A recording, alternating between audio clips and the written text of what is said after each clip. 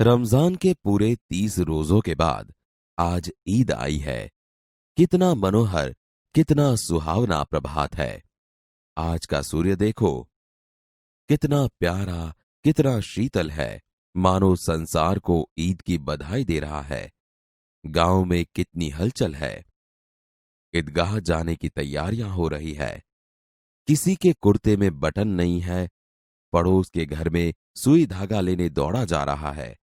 किसी के जूते कड़े हो गए हैं, उनमें तेल डालने के लिए तेली के पास भागा जाता है।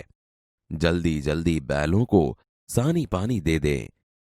ईदगाह से लौटते लौटते दोपहर हो जाएगी। 3 कोस का पैदल रास्ता, फिर सैकड़ों आदमियों से मिलना भेंटना। दोपहर के पहले लौटना असंभव है। लड़के सबसे ज्यादा प्रसन्न है। किसी ने एक रोजा रखा है, वह भी दोपहर तक। किसी ने वह भी नहीं। लेकिन ईदगाह जाने की खुशी उनके हिस्से की चीज है। रोजे बड़े बूढ़ों के लिए होंगे, इनके लिए तो ईद है।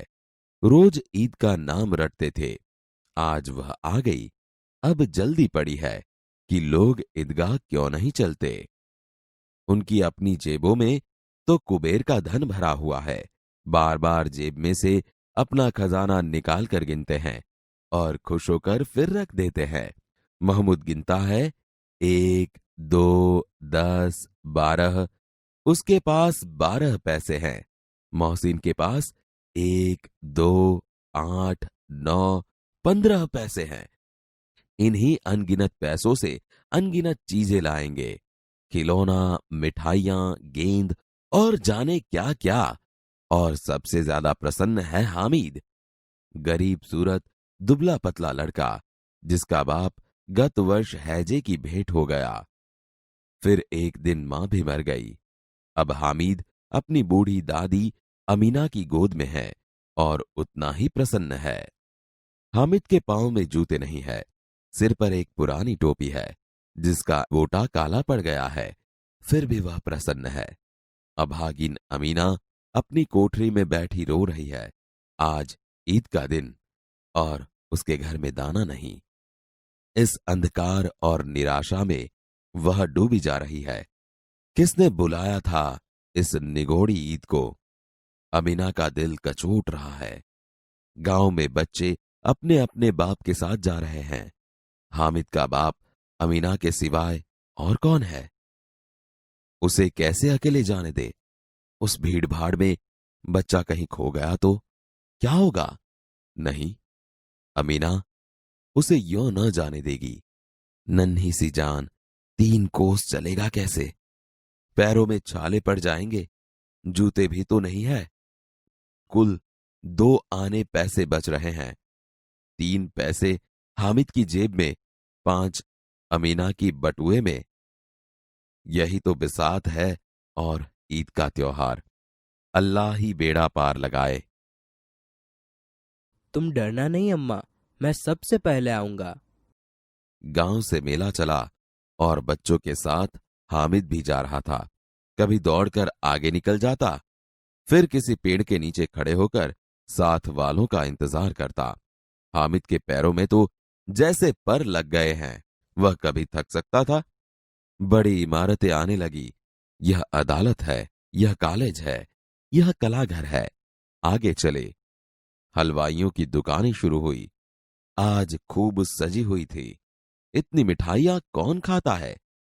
देखो ना, एक एक दुकान पर मनो होंगी। सहसा ईदगाह नजर आई। इमली के घने वृक्षों की छाया है।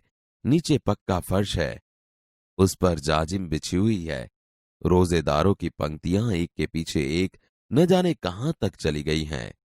यहां कोई धन और पद नहीं देखता। इन ग्रामीणों ने भी वजू किया और पिछली पंक्ति में खड़े हो गए। कितना सुंदर संचालन है, कितनी सुंदर व्यवस्था।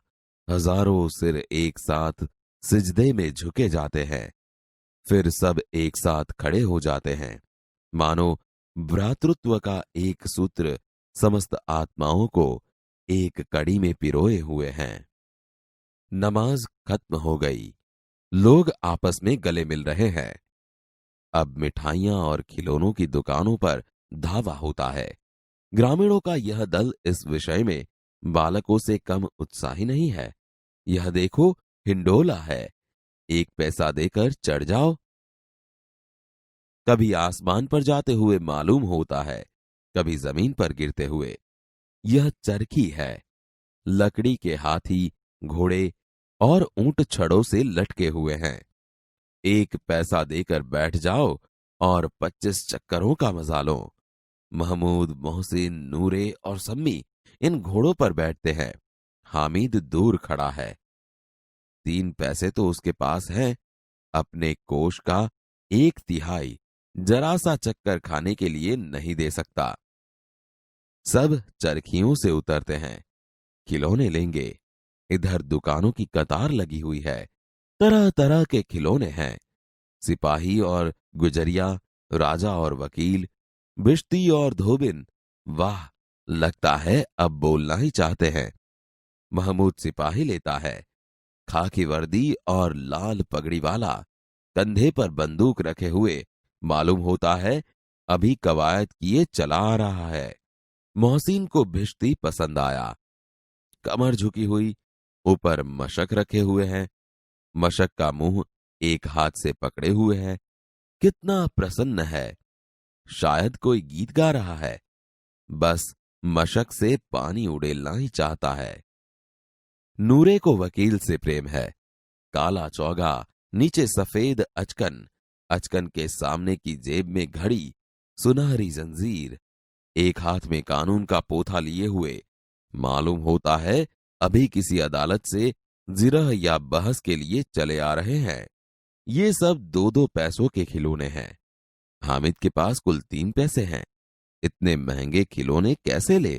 खिलौना कहीं हाथ से छूट पड़े तो चूर चूर हो जाए, जरा पानी पड़े तो सारा रंग धुल जाए।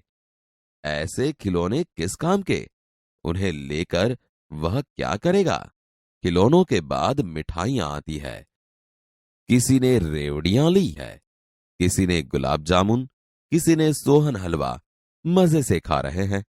हामिद बिरादरी से पृथक है। अभागे के पास 3 पैसे हैं, क्यों नहीं कुछ लेकर खाता? ललचाई आंखों से सबकी ओर देखता है।